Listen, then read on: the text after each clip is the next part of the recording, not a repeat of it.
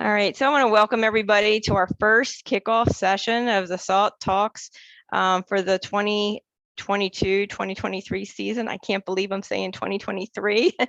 My name is Patty Schramm. For those who don't know me, I'm the Parent Resource Trainer Coordinator for the SALT program. We currently are running SALT Talks. It's a virtual program throughout the year. We will run it from September through May. We will take the holidays because I know everybody's so busy. We won't be doing anything during November and December. But we have a jam-packed season, a jam-packed year of many, many different topics. So this month, we are looking at what happens when that bus stops. What do we do? What's the decisions we have to face, things to think about?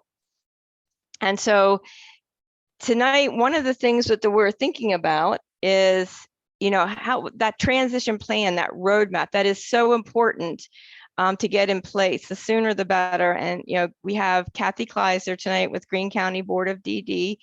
She's here to talk about that plan. And we'll talk a little bit more about some of the upcoming sessions, but we kind of tied this month together. So tonight we're looking at a roadmap. Your transition roadmap. What does that look like? Tomorrow night, 6 o'clock as well, back here, we're going to have a transition team, and we're going to be looking at what makes up a transition team. Who are they? What organizations can be part of that team? And Kathy will allude to some of that as well tonight, so you're prepared for tomorrow night, because where we have a panel discussion, question and answers kind of presentation. And next week we'll be talking, and we'll also discuss this a little later. We called it the SALT Teens and Me. It was SALT Teens last year, but it's called Teens and Me. I want the parents to be able to participate with their individuals or their students during the session. There's only 6 to 6:30. We'll be having like short presentations, an activity and something the kids can be included on, but it's helpful and informational, and that's important for parents as well. So we'll be talking about your planning, planning employment, planning for post-secondary, and what does that all look like. And then next Wednesday is our Lunch and Learn, which is the 21st, which is, I can hardly believe that's actually next week. September 21st, it's a Wednesday at noon. We're talking about Project Life and Project Search. What are those programs? What do we do to be a part of them? And then we're going to be ending this month with post-secondary education and the options there. So, but we're going to start tonight with our transition roadmap. I'm going to turn it over to Kathy Kleiser and turn over the presentation time to her. So thank you, Kathy, for coming. Okay, hi, everybody. I'm going to go ahead and share my screen.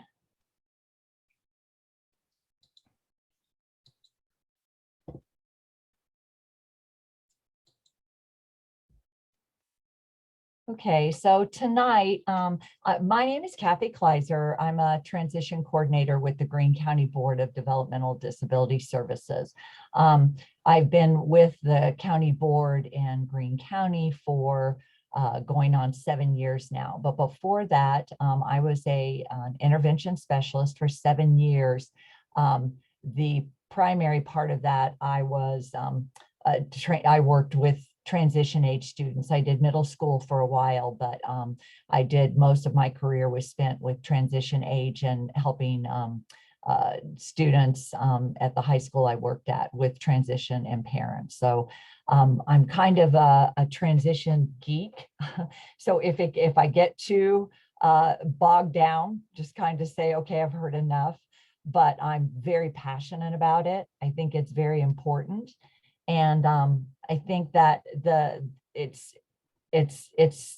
I was excited. I told Patty I'd be happy to kick this off so I could talk about what I feel is the most important part of the IEP when your son or daughter turns 14. So tonight, what I'd like to cover is why is the transition plan important? And what are transition services as far as the transition plan goes, the importance of self-determination, student involvement in the IEP. It takes a village getting your team together, more than just the teacher and the principal and the special and your special ed group, but also outside entities helping you with whatever's going to be next after high school. And then tools that can help with transition planning. I have some things that you can go back to later on and look at your leisure, and then they'll be available. And this PowerPoint will also be available to you as well. So we'll go ahead and get started with, so what is a transition plan? And I'm going to go ahead and start with a video here. I want to make sure that you can hear it. Is everybody, Patty, can you see the video? Yeah. Okay. A student with a disability that impacts his or her success in school often receives comprehensive special education support services that begin as early as age 3 and last until he or she turns 21. Have you ever wondered what happens after this? Unfortunately, data shows that adult outcomes for those with disabilities are much less positive than they are for their peers without disabilities. Much of this is due to the fact that the support students and their families are used to and entitled to in K through 12 schools end when a student leaves high school. Adult services are frequently difficult to access and often require a certain set of exceptions for eligibility. Basically, disability support services for children and adults are very different.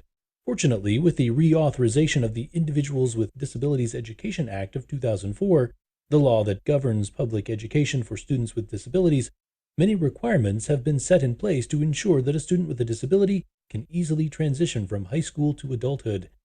One of the major ways to ensure better adult outcomes for students with disabilities is the transition plan. A transition plan is a component of the Individualized Education Plan, or IEP, for students with disabilities that focuses directly on the skills necessary to be successful in adulthood, such as those needed to attend college, live independently, and become involved in the community. Typically, the plan begins with a comprehensive assessment of a student's interests, strengths, and needs as they pertain to. Oops, I'm so sorry. Let me.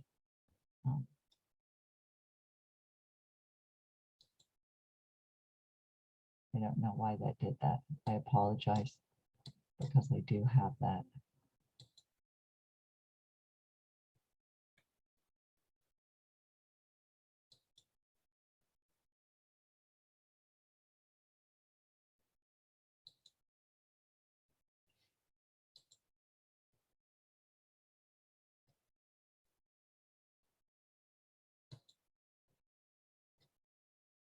Okay, well, for some reason that video went out on me. I'm going to see if this will, if I can fast forward this one for you. A student with a And I apologize. It should have worked, and it worked today. And so I apologize for that. Let me go ahead and go back to our PowerPoint then. So basically, and as the video was going over, it is required by law in the state of Ohio. It has to be in place for your child, for a student with a disability on an IEP by the time they are 14. So whenever that is, there should be a transition plan in place. Now, I do also want to mention, when you're talking about the IEP, and I'm going to go back to the larger slideshow. When we're talking about the IEP and when at the beginning of it, the transition plan is toward the beginning of that. But there will be a discussion about if you want your son or daughter to defer their diploma. And I can take questions. You can put them in the chat box, and then Patty or Michelle can let me know and read them. So as you come along and you have a question about something I'm talking about, it's probably better if I address it while you're thinking about it in the moment.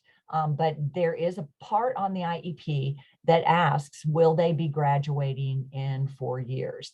And you can always, it doesn't bind you when they're, in 15 or 16, and you say, yes, they're going to graduate in 4 years after their 4 years of high school. But your child can defer their diploma till the age of 22. And what that basically means is when they meet their 4 years of high school eligibility, you can continue on deferring the diploma. Most schools have let the child walk, and they don't get their diploma. The school holds it back, and then there's other programming available. And as the year progresses, I'll talk about some of those things because it varies from county to county, school district, the programming that is available, or if you want you want your child to stay at the school. But that is something I want to make sure that parents are aware of, that you don't have to graduate in those 4 years, but you do need to make the decision before they accept that diploma. Once a student accepts the diploma, you can't backtrack.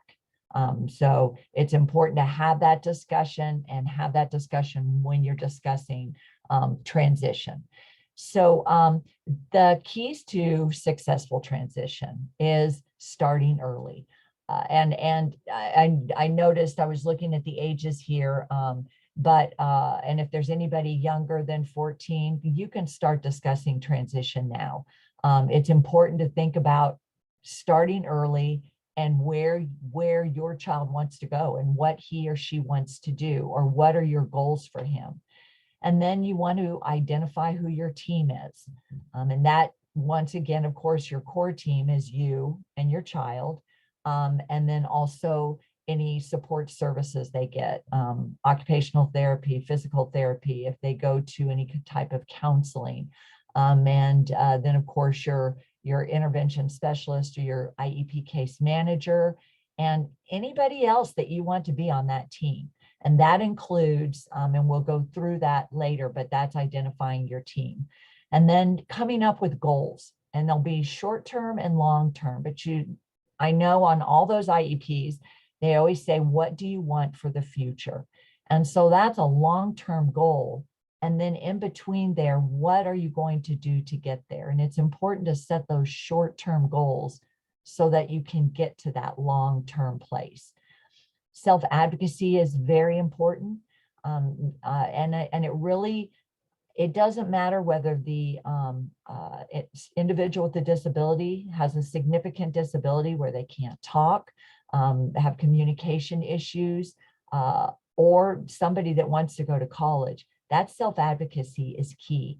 And how are they going to be able to express what they want? Because it really is about them. And then remember, as I talk about this tonight, transition is absolutely a journey. It's not something that you can just do in a day, which is why you started at age 14. And it should be reviewed every year, and sooner, or more often if you want. And it's not really going through a tunnel. I like to say, I read this one, that it's more like a tree, and it's growing as you go along. It should be spreading out. And then remembering that the family or caregiver's involvement is extremely important. And then expectations are extremely important. Having high expectations for the individual with a disability to work and live independently helps move toward that goal. And it should be something, I'm sorry. Oh, go ahead. Sorry. I was just going to say you have a hand raised. I was just going to try to catch you there. Okay. All right. Tony, do you want to go ahead and ask your question? Yes, thank you. I was just wondering, we going to see like a copy of an ISP? Because that's what, let's say my son has an IEP, that then when he goes out of school, that is an ISP, is that right? Will we see that in this? In this presentation, no, Okay. because now tomorrow you're going to have a panel, and you'll be able to talk more about the ISP piece of it. So tonight the focus is mostly on the IEP and putting that on and what should be in the plan so that those people are together in there. Okay, thank you. You're welcome. So what do we know about transition? And this is what research has said, that of course, parent and family involvement is a predictor of any type of success after they leave school.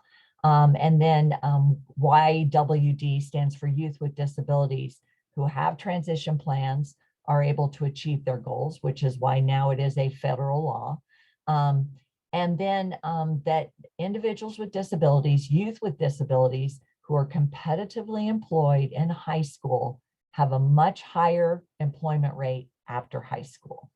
And that being said, actually, that's all kids. Any kid, that summer job, it's not something that they're doing all the time.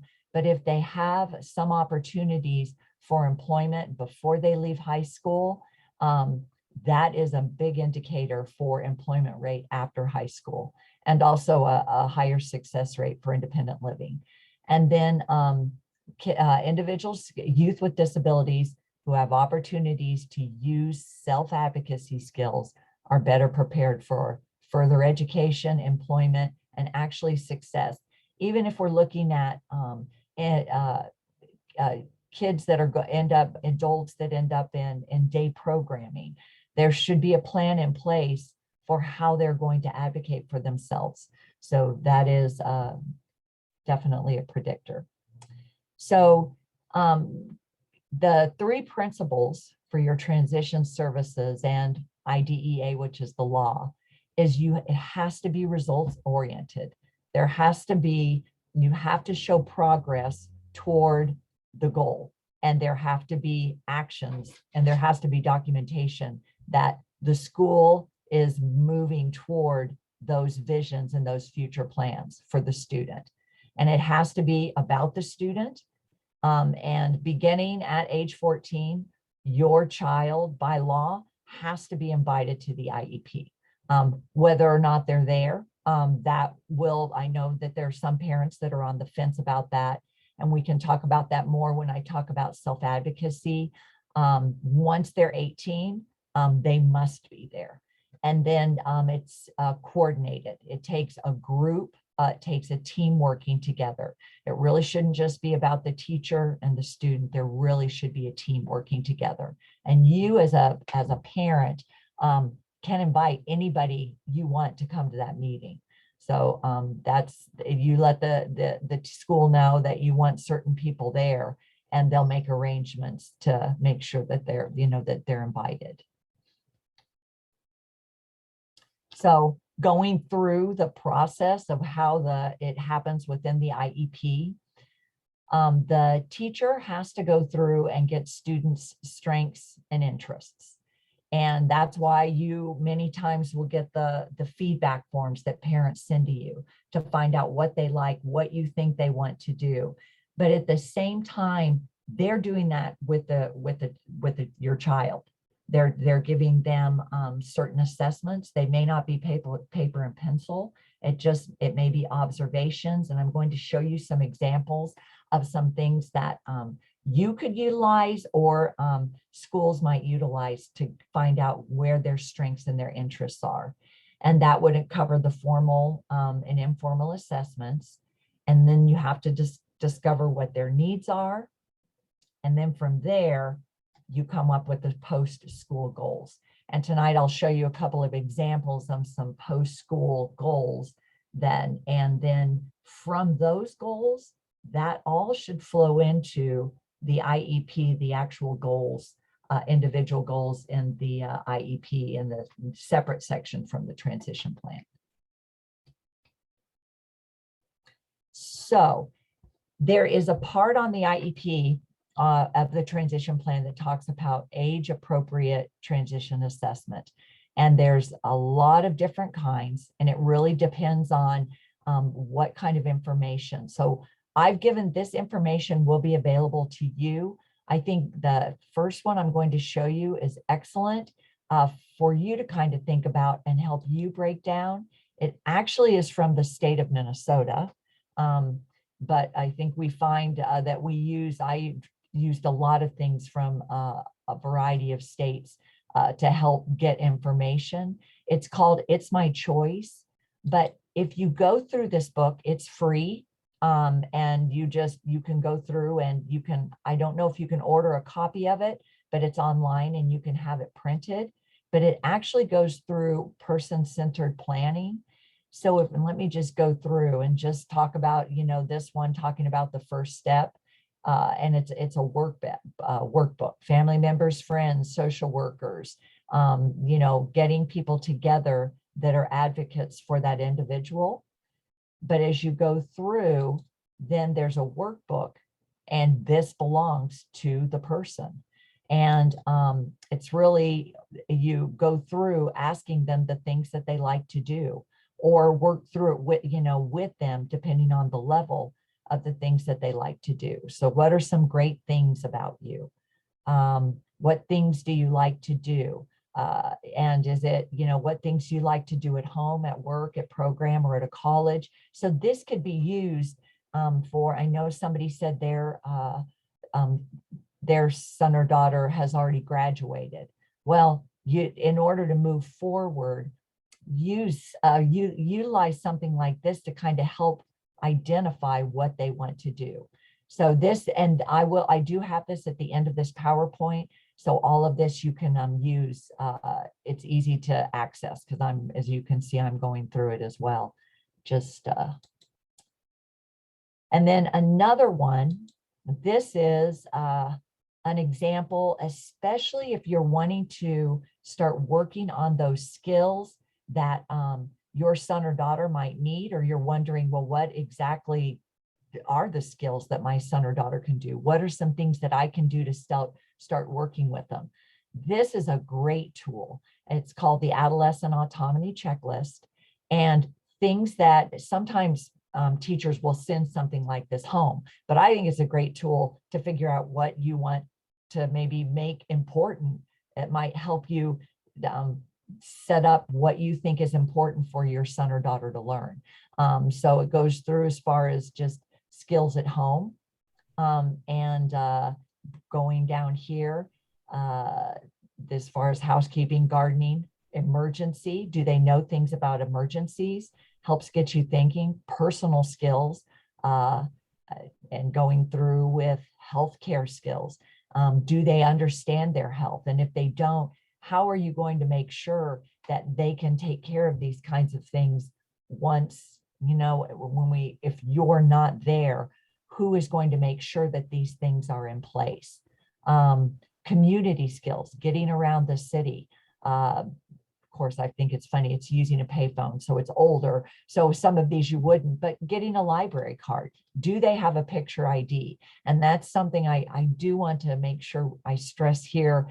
One of those things you want to make sure of as you're going through the transition process, get those things like a social security card, their state ID, get all of those kinds of things in order, because whether or not, if they work, they go to school, they go to college, or they're in a day program, these are all items that they're going to need for the rest of their life. So it's good to start thinking about those kinds of things.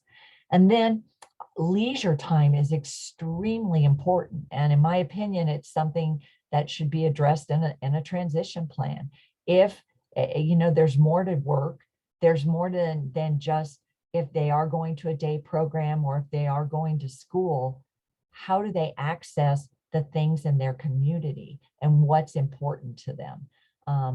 And then going on further, skills at home, and then they break down the vocational skills as far as working, and then thinking about living arrangements and just some ideas of the reason I like this is it just gives you some ideas to maybe hone in on what are some things you want to be or you think should be prioritized for them. Kathy, there was a question or Okay. general inquiry about charting the life course versus My Choice. How do those two compare, those two different tools? Actually, I think they're probably both. I think when I've looked at both of those, they're probably very similar. And I do have the link to the Charting the Life course on there as well. I think they're very similar. So as you go through that book, the workbook, you can see the similarities to it as well. I think it's a preference thing, but I think they're very, I think they're similar when you're breaking down and looking at. I think that the most important thing that the focus of both of those is making sure that your son or daughter is the center of the plan, and that others are there and you're building that around them so that they have the support that they need to be able to know where to go, but to make sure that they're involved in that. So There's another question out there just about applying some of this. One of the parents, I have a nonverbal son. How are these tools for someone on a more severe end of the autism spectrum? So at the end, I have a transition matrix where I've also got this Indiana one that will break down, and I do have some other tools that if you have a significant child, there are some tools out there to help you hone in on those. How are you going to communicate, or how are they going to communicate when they're somewhere and you're not there, what they like and what they don't like? Is that going to be a communication device? Is it going to be a communication book? Are you putting things like that together so that when they're going to a recreational activity, that the people that are working, that are responsible for your son or daughter know exactly the likes and dislikes and what to do in an emergency if they cannot speak up for themselves? So there are some tools here, and on this one Indiana matrix, I'll show you that shows what a student can or can't do. There are some tools at the end that might help. And then later on, I will give you my contact information and give you some other ideas as well. Did that answer your question?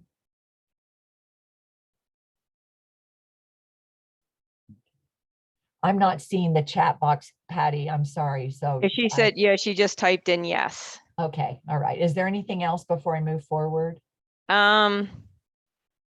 Just wish we knew this when our children were younger.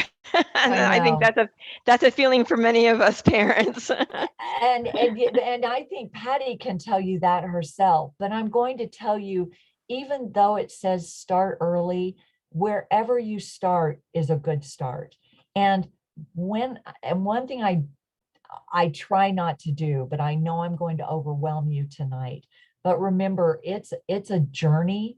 So you pick one thing and say, this is what I'm going to work on today. And then celebrate that got done, and then go to the next thing. Because I feel like parents with disabilities, y'all are struggling to get through day-to-day life and make sure that all of these things are taken care of. So it is a step-by-step process. And I know, I wish, but it's never too late. I will tell you that right now. I don't think it's too late. I think you can always backtrack and use these tools, even if you have kids that have graduated and you still want them to work, or you still want things more specific. You can always backtrack and do a lot of this. I believe that. And these are just examples that I'm pulling from you. There's so many great resources out there. Like I said, between myself, if none of this is working, you can reach back out to me, and I can at least find somebody that should be able to help you along the way. Another thing, I just wanted to just give you an example. And I use this as a transition coordinator, we go into the schools, our team goes into the schools and works with a lot of the high schools in Greene County, helping the kids identify what they want to do. And for the really significant kids, for the parent that asked me about that, we also work with some of the high needs population. Just last week, we're having them put together a little slideshow about what they like, their favorites, the color of their hair, but on a format so that for those kids that can't speak for themselves can use something like that, but somebody else can. And it kind of, a lot of the information, of course, the teachers have are from what they know about the child, but also those things that you give to the teachers about what they like, what they don't like, what you want them to learn. But this is from ONET. It's free. And we do this a lot with the students at the beginning of the school year to help them figure out what they want to do. Now, I will tell you, I put it in when we go to the school and do it with the students, because we work with a variety of students at the schools. We put pictures with it as well. For those that might have a problem with comprehension, we also read it aloud. But they have these faces, and then they go through and they decide they're not supposed to think about education, training, money. I can't, and it's actually kind of fun for all of you if you ever want to go and do something like this to see. And then we just go through and say, build kitchen cabinets. I show them a picture and they tell us how they feel about that. And as they go through, it gives you a list of where their likes and their dislikes. It puts it into a results to say, well, maybe they want to work with their hands, and others are more thinkers or want to work by themselves and have a more of a clerical or an office type job. So this is just something that's available out there. We also have Ohio Means Jobs in Ohio that has several assessments like this as well. So if you're trying to help your young person figure out, these are great tools that are out there. So any questions? So these are just age-appropriate transition assessments. They don't have to be pencil or paper. A lot of it is, if your school has a work program, how are they doing in work? If they, just any of that information, it does not have to be a paper pencil, but it needs to be ongoing. Every year, there need to be more information to say, well, this is what they were doing. Are they moving toward that goal once again? So from those assessments, and also through interviewing your child, you come up with post-secondary goals. And they have to be in education and training. There must be a goal for that. There has to be a goal for employment. And then, if needed, a independent living. And that will just depend on each individual child and whether or not you feel that there are some independent living goals that need to be there.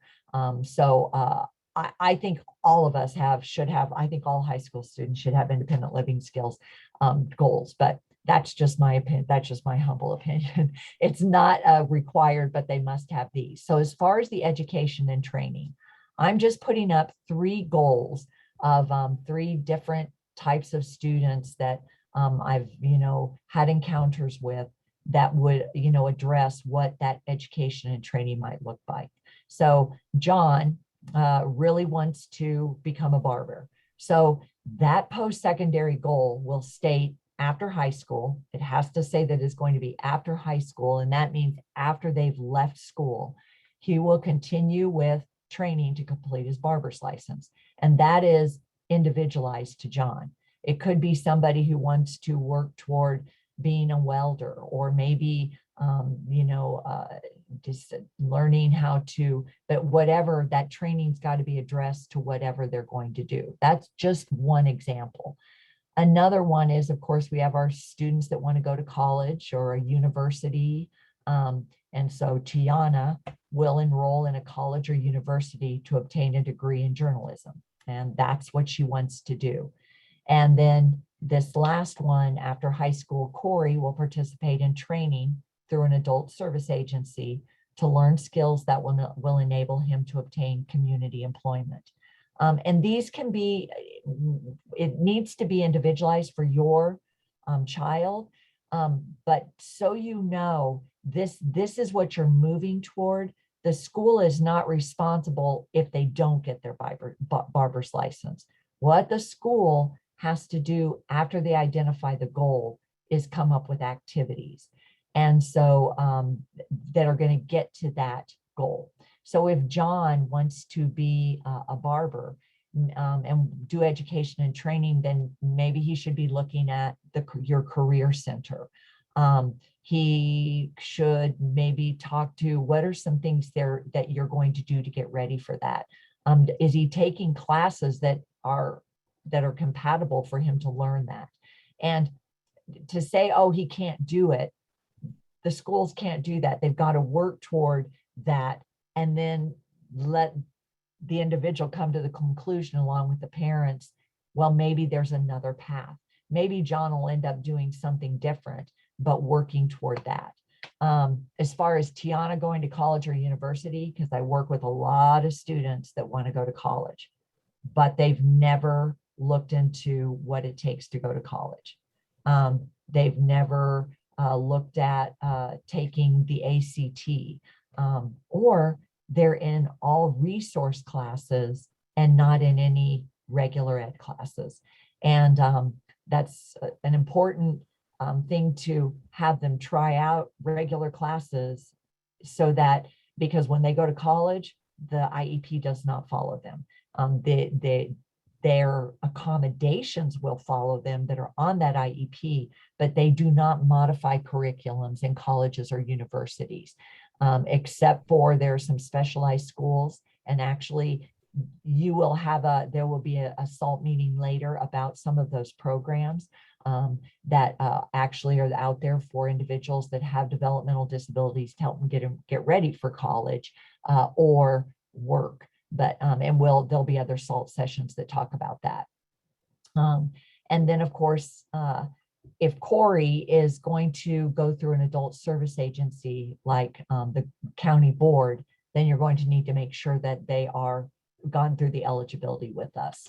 So those are just some of the activities that you would put on that IEP. Kathy, there was a question out there. Are there job readiness programs for students with high support needs while they are still in high school? It depends on the school and the area. So and so as far as a lot of the schools have hands-on work type programs built within their school program. I know that we will have a panel talking about Project Life that has I know in Greene County, we have a Project Life program for individuals that might have more high needs. But I guess my question would be,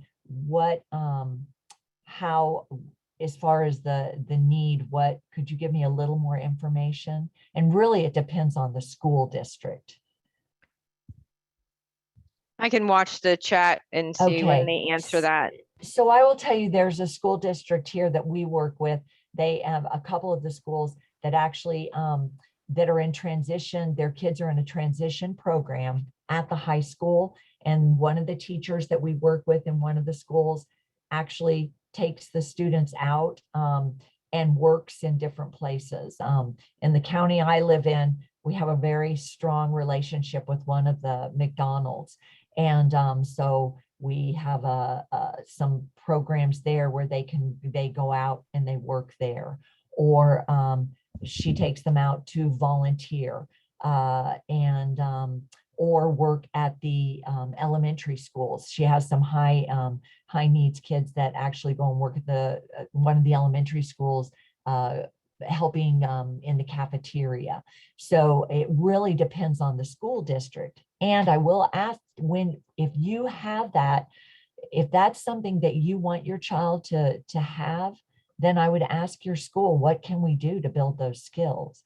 You know, there are things that a lot of schools think outside the box to give hands-on work for high needs kids. We bring work in sometimes to our schools that we work with, where they're volunteering for a place that packages things for a food pantry, or does things for one of the dog service dog organizations, and so that they're working on some hands-on things to build those work skills, and for us to help evaluate and the teachers evaluate those skills. So that's what I would, that's why we want that transition plan. So you can say, well, what activities? I want them to start building some skills toward work. What can we do to do that? And then sometimes that just takes brainstorming. So She responded for, it was Beaver Creek Schools with autism non-speaking. Okay.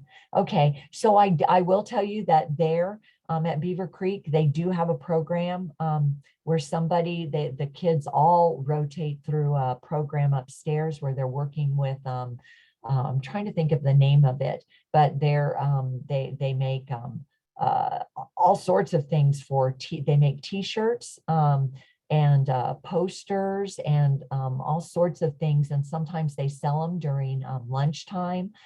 So I believe all the students, including the intensive needs classes, go through that. And also we bring work in, the county board, we work with those kids once every other week. But sometimes we've done mailings with them and packaged hygiene packages. We're trying to hopefully get where they can come to a place where we have in Xenia, where they can actually do some of those things and not be just at the school. So, but I would ask Beaver Creek if there's some other things they can do, because they're quite accommodating there, and they're really working toward trying to build some of those programs. Kathy, there is one more question, if you can take it. Okay. It's, how do these programs work if you use the autism scholarship? The child is not in school district, but attends ABA program. So that's a great question, and that's going to be up to the ABA program. So I would ask whatever provider you're working with. I know that some of them that I'm familiar with do have some transition type programs that they try to work with their transition age. That would be something I would talk to your ABA provider about. That's something that you want built in, that you would like to work on with, and see what they can come up with, because sometimes they have more flexibility. So I would bring that up as what I would with them. Okay. That's it. Thank you. Okay. And then here's some employment goals, because every child on a transition plan has to have an employment goal.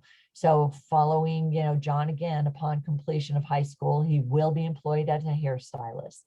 So it has to be listed as a positive. After high school, Mary will obtain on-the-job training as a barista. And after graduation, Lily will participate in a center-based program with an adult curriculum, receiving services to increase her stamina and mobility to prepare for work.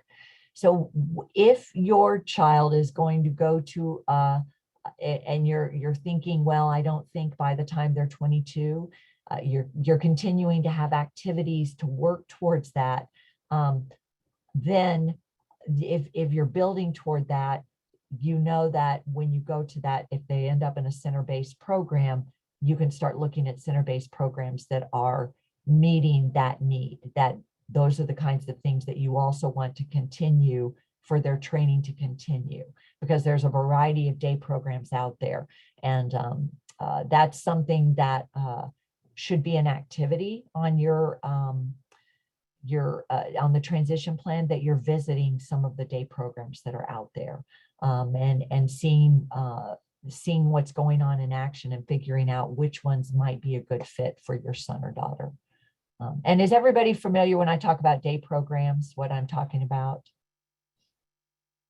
So, and tomorrow's panel will be able to talk about that as well, because they'll be breaking it up into all of these. And then the independent living goals, there's so many different things that you could put there, but transportation is one. Being able to, if they're going to be working, how are they going to be able to get around? Do they know how to cross the street safely? I know that there's a lot of places that provide travel training. So those are the kinds of things. Another post-secondary example is Jenny will participate in our daily routines with hand-over-hand support, learning skills needed to live in a supported living environment. Because no matter what level, you still want to continue to work on those things. And so that would be one that would fit a more significant individual. And then of course, the communication devices. After high school, Lily will use an augmentative communication device at home and center-based programs to communicate her wants, needs, and desires in multiple environments.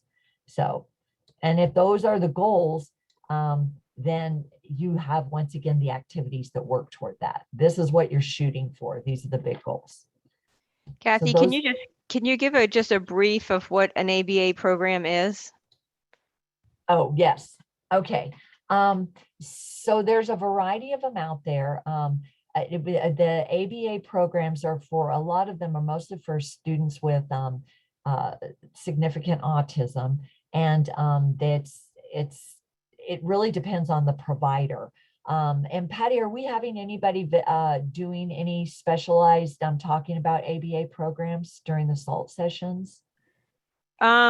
I would have to see what the presentations entail, or what's in them, to know what I'll have to ask if anybody's Okay. specifically addressing that. So are you talking about ABA? Is your question about ABA or the autism scholarship? She was just saying what a day program is. Oh, a day program. So Yeah. the day programs, if you are eligible for county board services and your son or daughter, when they leave school and they're not employed full-time, or they're employed part-time, or they cannot work, they're not ready for work, there are day programs. And what these programs are, they're provided by different providers throughout all the counties. They have a variety of them, and they go there every day, just like they could go there every day, or they could go there 3 times a day, or 3 times a week, or 2 times a week. And they go there during the day instead of staying at home. So when you're no longer going to school every day, but they're not ready for employment, these programs are out there for that. And some of them can take care of individuals that have some medical needs as well. What you'll need to do is talk to your individual counties to get a list of those, so you could start looking at them. I don't know if there's anybody in Greene County here, but if you're here from Greene County, I can connect you with those. Your teacher can also set up times where we can go and visit some of those day programs, because I think it's important for you to start looking at what's out there. I know in Greene County, we offer summer services in some of those programs. So during the summer, individuals that are eligible for our services and are transition age can go to summer camp at some of those day programs. So there's such a variety. Some are outdoor, working on a farm, working with animals. Some of them go out in the community. They're not community based. They go out in the community all day. Some, depending on the individual, end up staying close, and they're all given choices during the day. They can go on a field trip one day and stay at the center another day. So those are what the day programs are, and they're varied throughout the counties. And Kathy, one other person had asked, is it a recreation or socialization type program? And they want to know how they would find out what, like, Montgomery County or maybe another county offers. Someone did put in Stacy Mullen works with Montgomery County. If there's anybody on here from another county, like a county board, and you know who to contact, you can put their information in the chat box. But one of the things was, can we go outside the county for programs, and is it a recreation or socialization type program?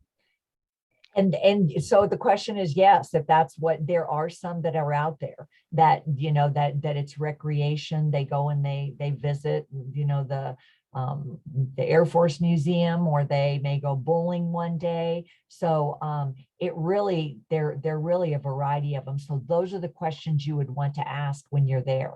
What are the opportunities for them to go out and do recreational activities, going to the parks? So a lot of them do recreational activities.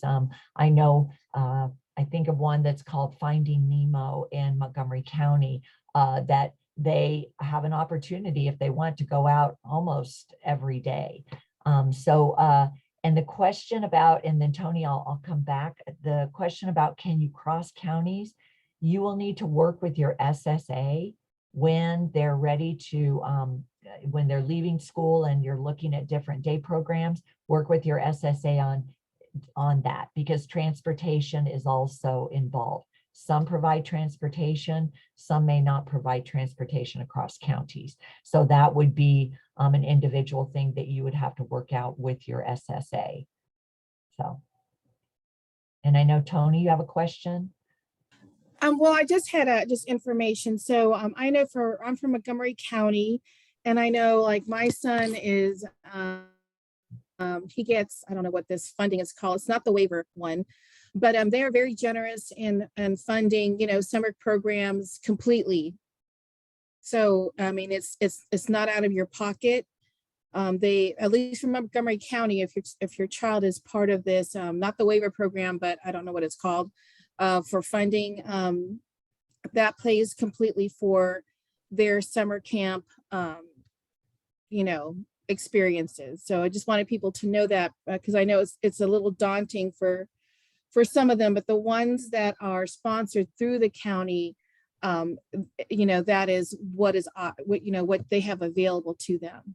And it's very generous as well. Thank you, Tony. Thank you. And I think every county, I think there's somebody from Warren County here. Greene County, we offer some of the day programs for camp. And then in a separate pot, we offer $1,500 for anybody to go to any kind of camp they want. And that's offered if you are eligible for Greene County services. So, and every county has different types of summer programming. So you definitely, thank you, Tony, you need to check with your SSA. And I would also tell you, start checking early. March is a good time to start. March is a good time to start talking about looking at camps. If they pay for outside camps like Greene County does, get your name on the list and then contact our person is Janelle, but you could always reach out to me if you're here from Greene County. I'll make sure that you get the information about camp.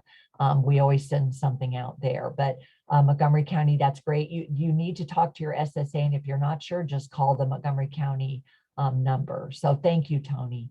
And Warren County, is somebody here from Warren County? I thought. Hello, sorry. Hi, this is Brittany from Warren County. So probably the best thing to do, can you all hear me? Yes, we can. Yes. Okay, so probably the best thing to do would be to connect with your coordinator. So that might be your family supports coordinator, your SSA, or your transition coordinator. And if you have any questions, you don't know who your contact person is, I'll put my name in the chat and you can feel free to reach out to me. And then I'll just say, if you lose all of our names, Patty will get them to you. Absolutely. Patty knows all of us and has worked with all of us closely. So if you don't get all of this, Patty, all you have to do is ask Patty and she'll give you our contact information, because she sends me things all the time from people in Greene County. We'll add the SALT contact leader. We have contact leaders in a couple counties, and we'll add their names. Kathy is the one for Greene County, and we have a couple, direct contacts like Brittany from Warren, and we'll add them to the chat box so you have their emails and contact to start out with. Kathy, I think there was another question. Hold on, let me look real quick. Okay.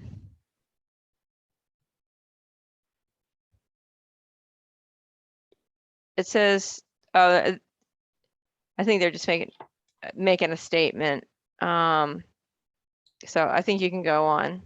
You Okay. can, we'll open it up for questions at the end too. So if your question doesn't get answered, I'm trying to watch the chat box, but if it doesn't get answered, you can either raise your hand or we'll just have an open question and answer too at the end.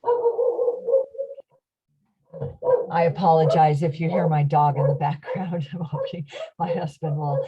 So as we go through transition services,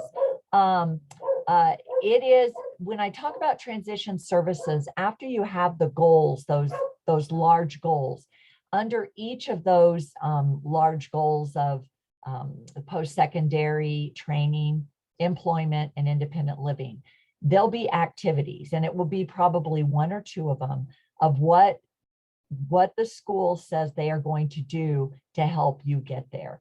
So it just needs to, when you're looking at the activities, they just need to say post-secondary education. I'll give an example. Sinclair has a program called Tartan Tops.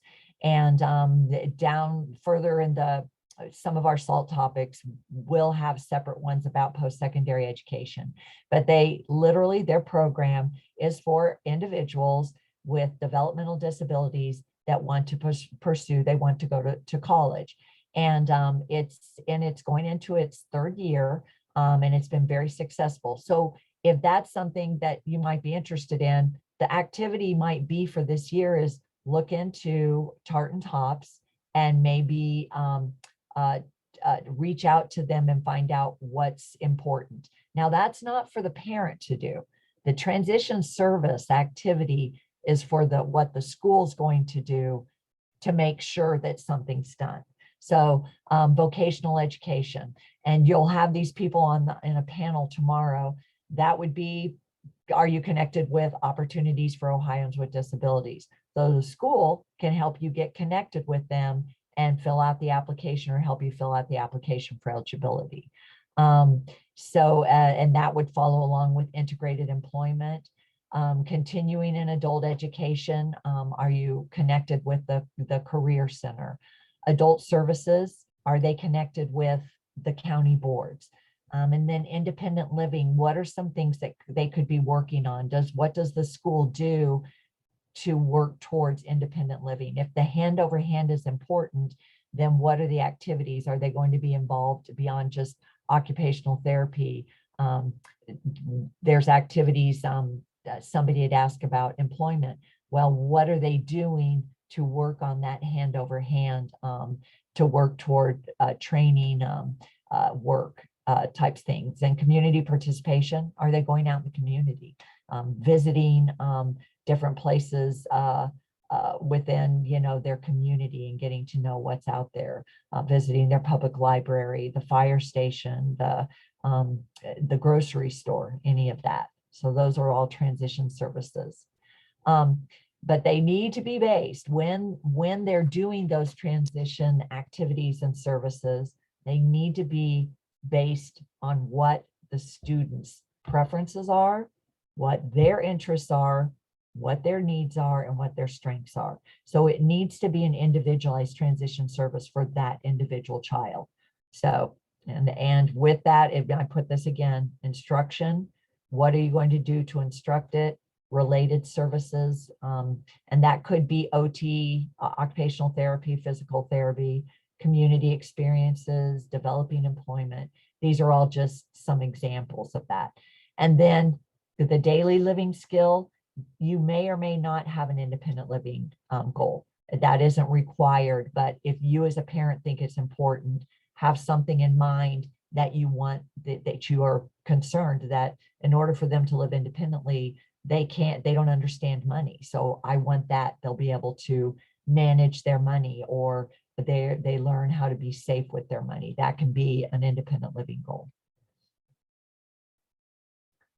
So going back to the importance of student and family engagement, it needs to be a student and family engagement. It can't really be just about the school. It needs to be engaging the student and engaging the family, but realizing that students are competent, students have the ability and the right to make their own choices. Students can lead their own IEP in meetings and act as their own advocates. Families are partners in the transition plan, and families will have their children forever, long after the school is gone. And that's why families and students need to be engaged together in this transition planning. It should not be the school. It shouldn't be an agency. It needs to be the student and family driving that and people listening to them on where it needs to go. There was a question, another question here, Kathy. It says, how do you know or evaluate if your kiddo is able to be independent?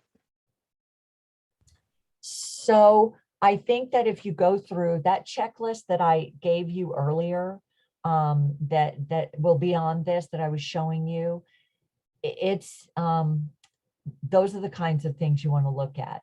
If you weren't there, what are the skills they have now, and can they do them? And if not, how are you going to work toward those? So I think if you look at the main things, and actually that's one of the eligibility things that we use, is if you are not there, and it's the assessment I know we use with the Greene County Board, with the OEDI and the COEDI. There, it's really what you can't do to be eligible for our services, and that's the whole thing. If an individual cannot live independently, then you do want services connected with you to help that, like us. And so that's a great question. And I can, if you have that one checklist there, and I can provide you a list of some other ones that can kind of help gear you towards things you can be working on to say, no, he can't do that. If there was an emergency in the house, would he or she be able to do, would they know what to do to be safe if nobody was there? So when you're those are, I think sometimes it's trust.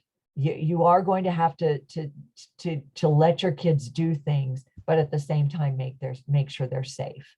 But I think that I can provide you with checklists, and there's a lot of checklists out there that would help you kind of guide toward that. I hope. And also, I can also add, during the month of October, we are looking at life living skill, independent living and life skills and everything, with several different sessions we're looking at during October. So then the next thing, and a big part of transition planning is self-determination. And so I love this. This isn't my saying, but if a student floated in a life jacket for 12 years, would he or she be expected to swim if the jacket were jerked off?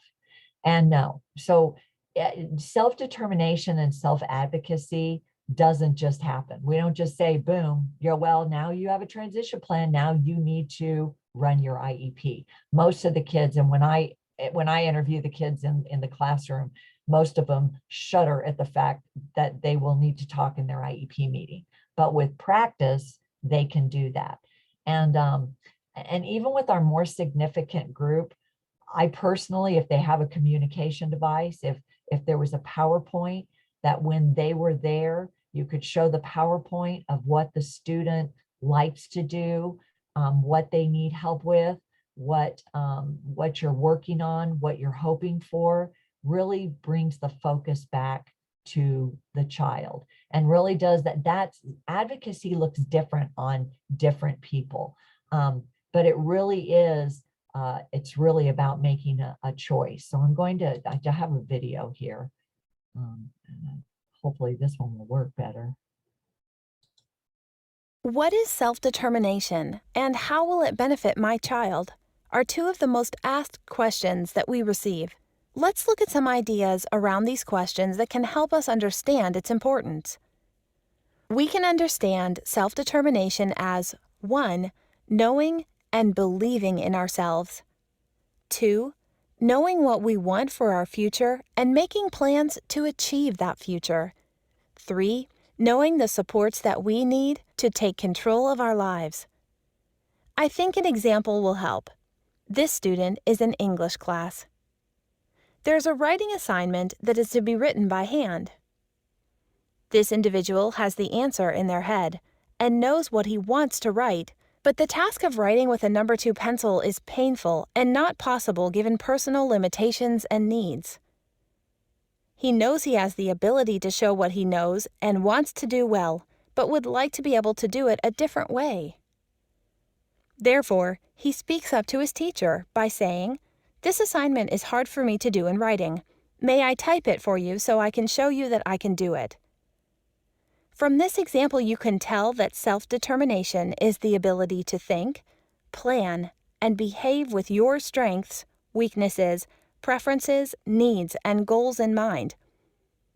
When an individual has the opportunity to act out behaviors over time, it allows them to have a sense of freedom in their classroom, home, and community environments. This freedom to make personal choices is one of the first signs of growth in self-determination and will give your child a feeling of success. When youth are given a place to communicate their wants, need, and preferences, we almost always see the first steps of self-determined behavior. These behaviors get stronger over time, and with continued practice, they become a part of an individual's character. Youth continue to tap into these resources as they transition into adulthood and will develop behaviors that create opportunities for meaningful work, independent living, friendships, and education. This growth helps your child feel good about themselves and creates a place where they can build friendships, have choice, and work to make a difference. Now that you know a little more about self-determination and how it works, let's continue to dive into our path and our 3. This is from a program, and I have it in our list called I'm Determined, and it's out of Virginia. It's a wonderful program, state program that they utilize in all of their schools. And even for their more significant population, they actually have a really cool PowerPoint where you can put their likes, that chart that they gave you. I have that resource at the end. So if it was something you would want to utilize on your own, it's free, and they even have it that you could use it on an iPad or a computer as well. So it doesn't have to be printed out. But self-determination, it really is about being able to, it does require a lot of practice. And of course, depending on the individual's level, some it's going to take a lot more practice than others. But if you don't give kids an opportunity to speak up for themselves and to tell everybody what they want to do and to make decisions, make choices, and then sometimes fail at that choice, they're not going to learn how to speak up for themselves. And that can go on to, it goes as far as, and I mean, those of you that have your kids are in the spectrum, that self-regulation and managing day-to-day activities.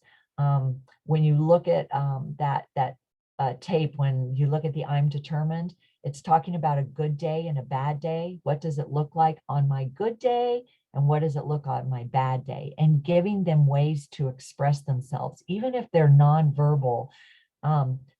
How are they going to be able to make choices? Because I'm sure the parents here who have kids that are nonverbal, that doesn't mean that they don't know that they don't have choices and things that they don't like and dislike. And so we have to figure out a way to make sure that they're involved in their choices and where they're going and what makes them happy and what they don't want and who they don't want to be around, and how, so how you're going to, and that is a big challenge for kids with more significant disabilities. It really is, but I do believe it can be done. It's just going to take a team to help you and assistive technology as well. So as we go further, this is the last thing, is I really believe it does take a village. You can't do transition planning alone. And so find a team, and the people that care about you, care about your child, the agencies, bring them in and make sure they're all involved in the process. And if If the school tells you, well, we only have 45 minutes for an IEP meeting, say, okay, so then we need a transition planning meeting too. And I know sometimes it's hard to meet, but do it virtually. That's the lovely thing about virtual now. But anything, or do it in clusters. Say, okay, well, let's work on this today. Let's work on this. But it really does take a village. And I don't know if all of you are familiar with the Board of Disability, but I do want to share this video because this is one that you should look into to see, like an agency that I work for, and Brittany's here as well. And it's a short video, just explains a little bit about us. So, you have some questions about developmental disability services in Ohio? You've come to the right place. We'll cover the basics and tell you where you can find even more information. The Ohio Department of Developmental Disabilities oversees a statewide system of supports and services for more than 95,000 Ohioans with developmental disabilities and their families.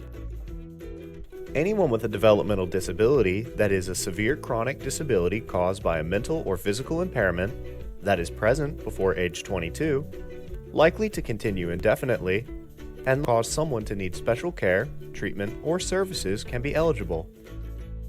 The support that each person receives is based on their needs. Support can be things like help with daily living needs and personal care, support and training to explore different jobs, help getting to work or getting out into the community. Your local county board of developmental disabilities is the best place to start. They can guide you through eligibility requirements and let you know which services or what local resources are available to you. Then you decide what services fit you best. Your county board can also help you find service providers, the people who provide the services outlined in your plan. These may be people who work for other community services, volunteers, or people who are licensed or certified by DODD. Your county board can also help you find local services and supports. Most services are available at home, whether you are living on your own, living with family, with a roommate, or with somebody paid to provide full-time care. For some people, services can also be provided in a facility, like an intermediate care facility or a developmental center focused on providing a bundle of services in one place with 24/7 access to emergency care. Your county board can let you know what options are available for accessing support. Then you can make the choices that fit you best.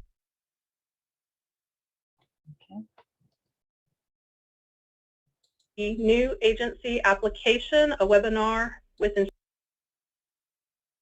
Okay, so that's just a brief video about the county boards in Ohio. And like tomorrow, there will be a panel that will go into that more often. But that is definitely someone that you can invite to an IEP meeting if you're in Greene County. If I can come to the IEP meeting, I will. I'm in schools a lot, but I would be happy to meet with you and make sure you're connected with our eligibility people. And also, if you're needing help in getting connected and you're already connected with us, let me know and I can help you get connected with the right people if you're not getting what you need. Does anybody have any questions that you'll be able to? These are just, I was just doing an overview because there'll be more down the road. And then the other agency I want to show a short video about is Opportunities for Ohioans with Disabilities. And this is one that definitely I really encourage parents, if employment is anywhere in the goal, you need to be connected with them. And they will be on the panel tomorrow also, I believe, won't they, Patty? And so this is just a short video about them. And I forgive the little commercial at the beginning. I don't know why they do this.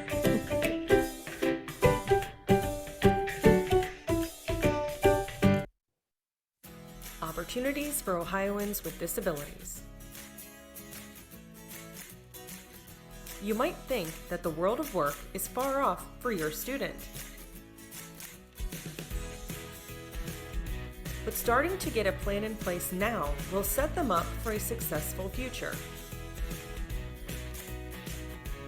We'll be there every step of the way.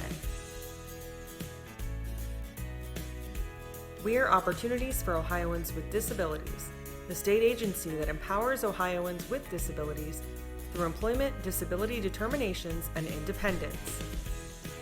Our vocational rehabilitation counselors work as a team with students, parents, teachers, community partners, and employers to help students gain the skills they need to prepare for in-demand careers. Starting at age 14, students can receive services including career exploration, paid work experiences, job coaching, and guidance on how employment may impact disability benefits. High school and career tech schools in Ohio have assigned OOD vocational rehabilitation counselors to help students get an early start in exploring career possibilities. Let's all work together to help students discover their career path. Don't delay. Connect students today.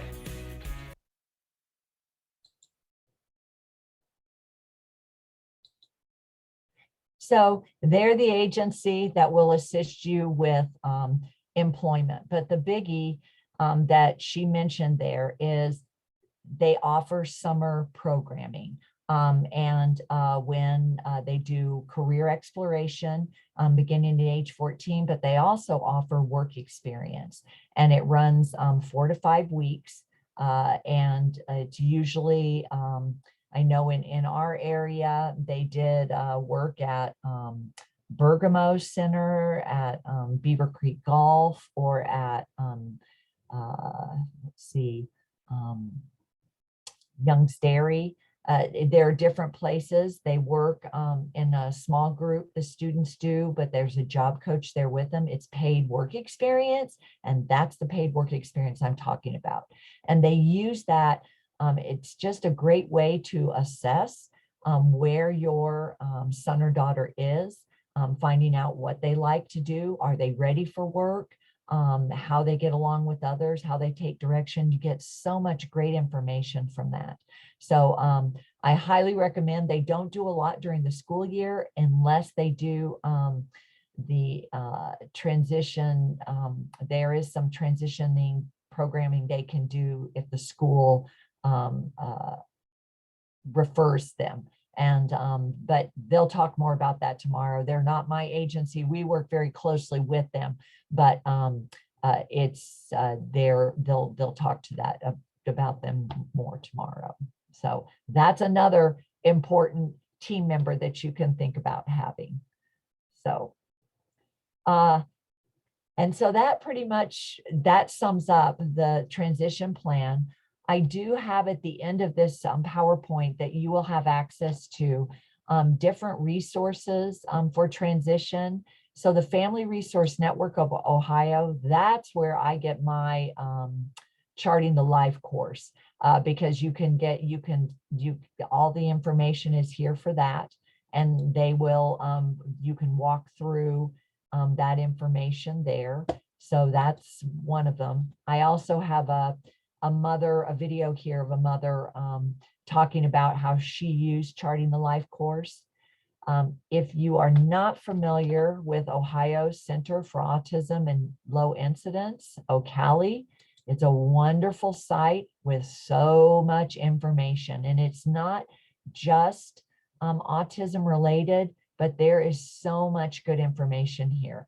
So actually, this is, even though it's Ohio Center for Autism and Low Incidence, they actually have professional development that's used nationwide for autism training. But there's a great information here for parents about transition and improving lives for those with autism. That link is there. You and your family, the Department of Developmental Disabilities. This is the state of Ohio's DODD website. And there's some great videos here about some of the things that the county boards can do. So that link is there. The OOD, their website is here. This is a toolkit through Autism Speaks. You can, I don't know if they used to send you a copy, but you can get a printed copy of this, and it is actually a toolkit about self-advocacy, planning for transition, employment, and other options. And this is another great resource, the autismspeaks.org. And then I told you about the I'm Determined. These are a bunch of videos for parents. And even though it's Virginia related, it doesn't matter whether it's Virginia, Minnesota, it still is, we're all going for the same thing. And so it's some really great resources. That's where this I'm Determined comes from. The Transition Guide to Post-Secondary Education is also from there. But if you're looking at your son or daughter being ready for college, they have some great questions there. This is the link to the It's My Choice. The Indiana is College for You from the Indiana Secondary Transition Resource has some great questions. And then I was telling you about the transition assessments. And what I liked about this, because I used to teach kids with significant needs. So if I were just say I was going to go to independent living and I had a child that was between grade 6 to 8 and they needed high support. In other words, these are kids with more. So here is a self-determination assessment checklist. Let's see. There was one here that just talks about some of the things. Elsa, this is it's a tool that's been around for a long time, but it really talks about some things about their cleanliness. So you asked about the question, do I think my child is ready to live independently? There's a lot of information here that you could ask yourself. And it's just, it's free. You can just go online and use it. So, but there's all this, oh no, I just lost my PowerPoint. There's a lot of resources there on that site. So those are just some of the things that I included there. And Patty, I'll put in my in the chat box my information, but does anybody have any other questions? I hope I didn't totally overwhelm you, and I hope I was able to help you with some questions about transition planning and when you're doing your transition plan in your school. Thank you, Kathy. Yeah, this process is very overwhelming. So if you feel overwhelmed or you feel, just a lot of information, your head feels like it's going to explode, don't worry, I was there. I mean, it's a lot of information to take in, a lot of processes, a lot of things to think about. I did want to mention, and Kathy had all those great links at the bottom. You can also, we had last year, it was in April, we had backward planning, which is very helpful to look at goals and planning for goals. You look, this is where we want to go, and you kind of go backwards to your starting point. So there was a video out there we have on YouTube. We have a YouTube channel where I had last year's. We had backwards planning. Coming up in April, we have a lot of are there local supports, and in there we're going to have a lot of autism groups, and we're going to combine it with a couple other groups. But there's one called RPM. It's a method that they use for communication with severe autism. But we're going to be looking at several of these support groups throughout the year as well, OOD and different ones. So I'm going to close our recording. So then we're going to open it up so you don't have to type your question, and we'll open it up for anybody that has questions until we close at 7:30. So 1 second. But while I close, I want to thank everybody that came tonight. Kathy, it was a great presentation. Thank you again for all the information you shared. And we have, we'll be posting the, there was a link there Michelle posted for the presentation, to the presentation. And we have it on our Google Salt Drive. We'll also post things to our live binder. But 1 second while I close our recording. But thank you again. 1 second.